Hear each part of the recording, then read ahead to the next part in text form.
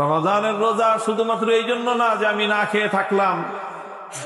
ভাই, আমি আর আপনি না খেয়ে থাকলে বা আমাদেরকে উপোস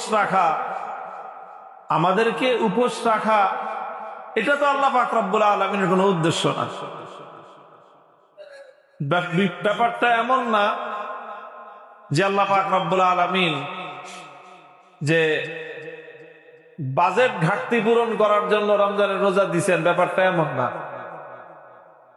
দুনিয়ার রাষ্ট্র ব্যবস্থাগুলো যা করে, যে তারা যখন দেখে যে ফিসক্যাল ইয়ারের অর্থ বছরের শেষ দিকে এসে যে বাজেট কুলাইতেছে না, বাজেট যা ছিল সব ব্যয় হয়ে গেছে, প্রকল্প বাকি রয়ে গেছে, তখন তারা এরকম কিছু ব্যবস্থা অবলম্বন করে যে যার দ্বারা প্রকল্পকে দীর্ঘায়িত করে পরবর্তী অর্থ বছরে কিছু প্রকল্প শিফট করে দেওয়া হয়, যাতে চলতি অর্থ বছরের ঘাটতি তৈরি না হয়। আল্লাহ পাক রব্বুল আলামিনের তো এরকম কোনো ব্যবস্থা গ্রহণ করার দরকার নাই যে ঘাটতি পূরণ করার জন্য বা ঘাটতি ফিল আপ করার জন্য 1 মাসের খাওয়ান দাওয়ান কমায় দিয়েছেন। ব্যাপারটা তো এমন না। আল্লাহ পাক রব্বুল আলামিন রমজানের রোজা আমাদের উপর ফরজ করেছেন সুমহান এক লক্ষ্য অর্জন করার জন্য।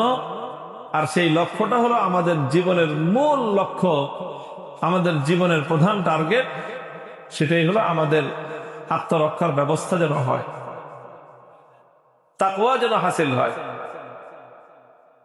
এই কথাটা তো আমরা সবাই জানি। কোরআনের এই আয়াতের অনুবাদ অজস্রবার আমাদের কানে পড়েছে, আমরা শুনেছি যে আল্লাহ বলেছেন, আমি তোমাদের উপর রোজা ফরজ করেছি, তোমাদের উপর রোজা ফরজ করা হয়েছে যেন তোমরা তাকওয়া অর্জন করতে পারো। আমি আজকে যে কথাটুকু আপনাদেরকে এই উপলক্ষে বলতে চাই, সেটা হলো যে আসলে রমজানের রোজার দ্বারা তাকওয়াটা কিভাবে হাসিল করব।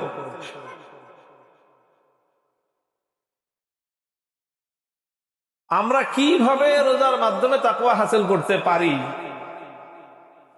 সেটা একটু আমাদের বোঝা দরকার এবং সেটার প্রতি আমাদের মনোযোগী হওয়া দরকার।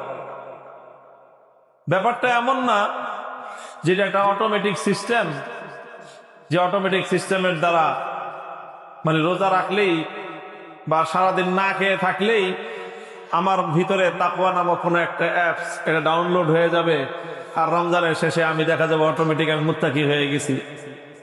এটা কোনো একটা অ্যাপ ডাউনলোড হওয়ার মতো বিষয় না।